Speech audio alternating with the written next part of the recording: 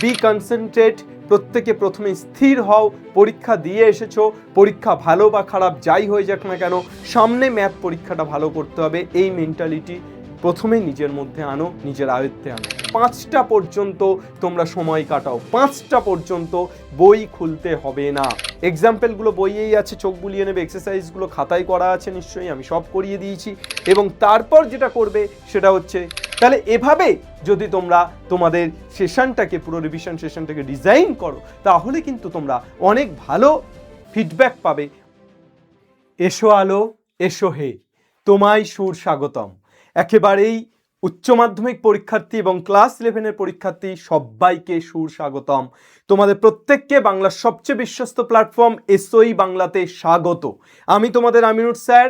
আজীবন যেভাবে তোমাদের গাইড করে আসছি, যেভাবে তোমাদের পাশে থেকে আসছি, আজও তার ব্যতিক্রম নয়। তোমরা সবেমাত্র ফিজিক্স পরীক্ষা দিয়ে ফিরেছো।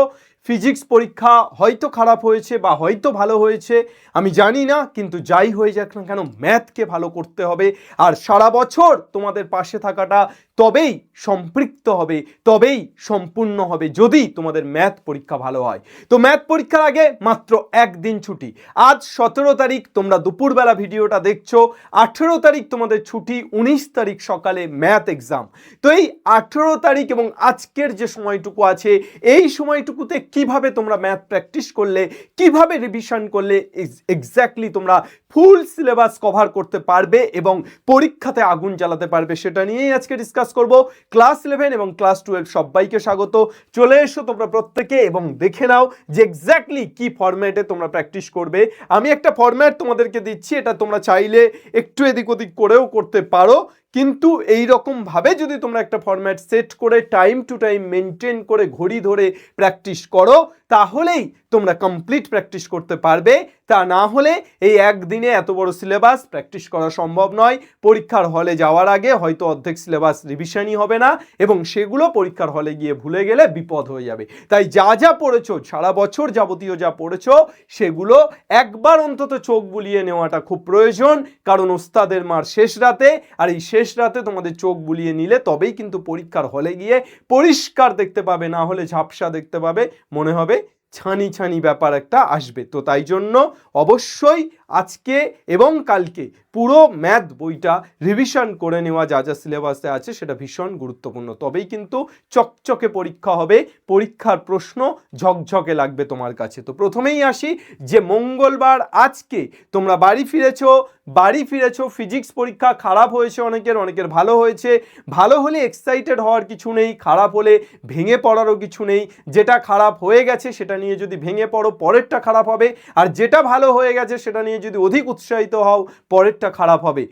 তাই জন্য প্রত্যেককে বি কনসেন্ট্রেট, প্রত্যেকে প্রথমে স্থির হও। পরীক্ষা দিয়ে এসেছো, পরীক্ষা ভালো বা খারাপ যাই হয়ে যাক না কেন, সামনে ম্যাথ পরীক্ষাটা ভালো করতে হবে, এই মেন্টালিটি প্রথমে নিজের মধ্যে আনো, নিজের আয়ত্তে আনো। সর্বপ্রথম স্থির হও এবং স্থির হওয়ার জন্য তোমাদেরকে একটা নির্দিষ্ট সময় দেওয়া হলো। তোমরা 1টার মধ্যে আশা করি এক্সাম দিয়ে বাড়ি ফিরে গেছো এবং তারপর তোমরা 1টা থেকে স্নান খাওয়া করে রেস্ট নিয়ে 5টা পর্যন্ত তোমরা সময় কাটাও। 5টা পর্যন্ত বই খুলতে হবে না। তবে ফিজিক্স পরীক্ষা দিয়ে এসে ফিজিক্সের সলিউশন দেখা বা ফিজিক্সের কোশ্চেন ভুল হয়েছে বন্ধুদের সাথে ডিসকাশন করা, এইটা আমি পারিনি সেটা নিয়ে প্যানিক হওয়া, এগুলো করো না। 1টা থেকে 5টা আমার মনে হয় সবচেয়ে ভালো যেটা, সেটা এই সময়টাতে জাস্ট খাওয়া দাওয়া করো এবং শুয়ে পড়ো। লেট যাও, শুয়ে পড়ে ঘুমিয়ে পড়ো। একদম স্থির মাথায় মাথা থেকে সব বের করে দিয়ে ঘুমিয়ে নাও। ঘুমিয়ে উঠে একটা ফ্রেশ মাইন্ডে হোয়াটসঅ্যাপ চেক করো না, কারণ হোয়াটসঅ্যাপ চেক করলেই বন্ধুরা দেখবে একটা মেসেজ পাঠিয়েছে, কিরে তুই এটা পেরেছিলিস, এ বাবা কত পাবি তুই, গেল, সব গেল, আবার ফ্রেশ মাইন্ড পুরো একদম শেষ। সেই জন্য হোয়াটসঅ্যাপ ওপেন করো না, অন্য কোনো রকম কমিউনিকেশনের জায়গা ওপেন করো না, ফোন রিসিভ করো না, ফোনটা দূরে রাখো। ঘুমিয়ে ওঠার পর একটুখানি ফ্রেশ হয়ে মুখে জল দিয়ে একটু ফলমূল খেয়ে পড়তে বসে যাও। 5টার সময় পড়তে বসো। 5টা থেকে 9টা পর্যন্ত প্রথমে ভেক্টর কমপ্লিট করো।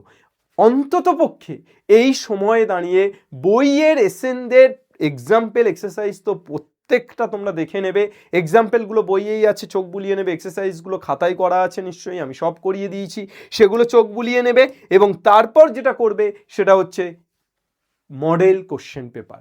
ভেক্টর থেকে মডেল কোশ্চেন পেপারে কি কি কোশ্চেন আছে সেগুলো পারছো কিনা একবার চোখ বুলিয়ে নেবে, যেটা মনে হবে পারছো না সেটা জাস্ট একবার করে নাও, বা ইম্পর্টেন্ট প্রবলেমগুলো অন্তত করে নাও। তারপর রাত 10টা থেকে 12টা পর্যন্ত 3D 3 dimensional plane, straight line 3 ডাইমেনশনালের মধ্যে, আমাদের প্লেন তো নেই, জাস্ট স্ট্রেট লাইন আছে, ত্রিমাত্রিক দেশে সরল রেখা, সেটা কমপ্লিট করো। তাহলে 2 ঘন্টায় 12টা পর্যন্ত কমপ্লিট করো। 9টা পর্যন্ত ভেক্টর পড়ার পর জাস্ট তুমি কি করো, দিক কোসাইন দিক অনুপাত পর্যন্ত শেষ করলে, শেষ করার পর একটা ব্রেক 9টা থেকে 10টা, সেই সময় ডিনার কমপ্লিট করে নাও। ঠিক আছে, 12টা পর্যন্ত 3D পড়ে ঘুমিয়ে পড়ো, ঘুমিয়ে পড়ো, আর কিচ্ছু ভাবতে হবে না, মাথার মধ্যে কিচ্ছু রেখো না। পরের দিন সকালে ওঠো কটায়? পরের দিন সকালে 6টায় ঘুম থেকে ওঠো বা 6:30টায় ওঠো, উঠে 7টার মধ্যে রেডি হয়ে যাও এবং 7টাতে পড়তে বসো, ইনডেফিনাইট ইন্টিগ্রাল নিয়ে বসো। ইনডেফিনাইট ইন্টিগ্রাল প্র্যাকটিস করো 7টা থেকে 10টা পর্যন্ত। তাহলে 7টা থেকে 10টা পর্যন্ত ইনডেফিনাইট ইন্টিগ্রাল করে ফেলো। তারপর 10টার পর একটা ব্রেক নিয়ে তুমি জাস্ট টিফিন করো এবং 10টা 30 থেকে 12টা 30 পর্যন্ত ডেফিনাইট ইন্টিগ্রাল নির্দিষ্ট সমাকল করো। কি করবে? এসএনদের বইয়ের এক্সারসাইজ এক্সাম্পল এবং সাথে model question paper. Model question পেপারে দেখবে প্রত্যেকটা টপিক ওয়াইজ কোশ্চেন দেওয়া আছে, 2 নাম্বার 3 নাম্বার 4 নাম্বারের কোশ্চেন, সেই কোশ্চেনগুলোকে দেখে ফেলতে হবে। ঠিক আছে, এরপর 3টে থেকে 5টা পর্যন্ত, এরপর 12টা 30-এর পর তুমি স্নান খাওয়া করে একটু রেস্ট নিয়ে নাও। 3টে থেকে 5টা পর্যন্ত definite integral as an area, অর্থাৎ ক্ষেত্রফল রূপে নির্দিষ্ট সমাকল। এই চ্যাপ্টারের ভালো ভালো প্রশ্ন আছে, তোমার অধিবৃত্ত, ইলিপস এবং স্ট্রেট লাইন, সার্কেল, এগুলো দিয়ে অনেক রকম প্রশ্ন আছে। মডিউলাস ফাংশন দিয়ে প্রশ্ন আছে।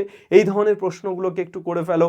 এসএনদের বইয়ের প্রতিটা এক্সাম্পল, প্রতিটা এক্সারসাইজ অন্তত যদি তোমার নখদর্পণে থাকে, আমার মনে হয় যে তোমার 40-এ 40 পাওয়া কেউ আটকাতে পারবে না। দেখবে মডেল কোশ্চেন পেপারের কোশ্চেন সবই পারবে যদি এসএনদের অঙ্কগুলো তোমরা পারো। তো indefinite integral as an area করে ফেলছো, তারপর একটু ছোট্ট ব্রেকে তোমরা টিফিন করে নিয়ে 6টা থেকে 9টা পর্যন্ত ডিফারেন্সিয়াল ইকুয়েশন নিয়ে বসো। অবকল সমীকরণ, এই অবকল সমীকরণের দুটো চ্যাপ্টার বোধহয় আছে, দুটো এক্সারসাইজ আছে। তো যার জন্য এইটা কিন্তু তোমাকে খুব ভালো করে করতে হবে, একটু বেশি সময় দিয়ে করো, কেননা এখানে থাকবে 6 নাম্বার, এখানে থাকবে 5 নাম্বার। ঠিক আছে, 6, 5, 11। এরপর 10টা থেকে 11টা পর্যন্ত লিনিয়ার প্রোগ্রামিংয়ে 5 নাম্বার, 2+3। তো এটা করে ফেলো। আর তারপরের দিন সকালে ওঠো, 10টা থেকে যেহেতু পরীক্ষা শুরু হচ্ছে, তাহলে আমাদের খুব সকালে উঠতে হবে এবং 7টায় ঘুম থেকে ওঠো, 7টা থেকে 8টা পর্যন্ত ফ্রেশ রেডি হয়ে 8টায় হলের উদ্দেশ্যে যাত্রা করো। এবার যদি তোমার হল অনেক দূরে হয় তাহলে 8টার আগে বেরোতে হবে, বা অনেক কাছে হলে 8টার পরে বেরোতে হবে।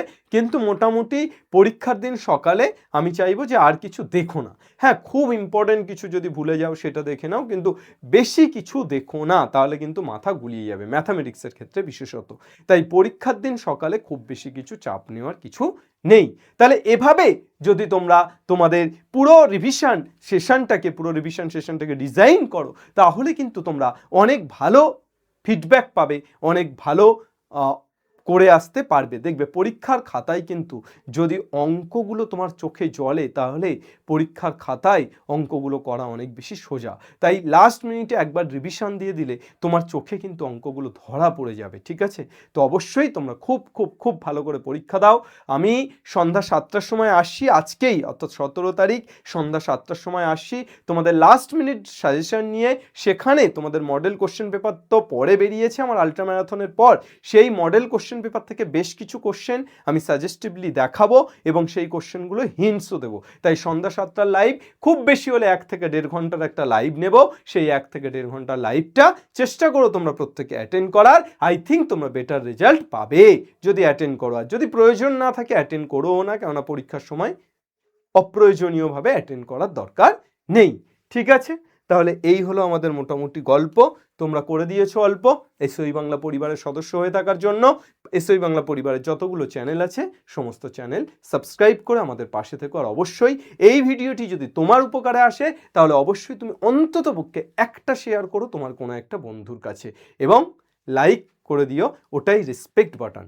ঠিক আছে? আর এসওই বাংলা এখনও সাবস্ক্রাইব না করে থাকলে সাবস্ক্রাইব করে দাও। Thank you everyone. অঙ্ক পরীক্ষা ভালো হবে, সব ভালো হবে, সব আলো হবে। দুশ্চিন্তা দূর করো, এগিয়ে যাও, দেখো পথ পড়ে আছে সামনে, সব কিছু ভালো হবে। ঠিক আছে? বাংলা পড়বে, বাংলা শিখবে এবং বাংলা জিতবে। জয় হিন্দ।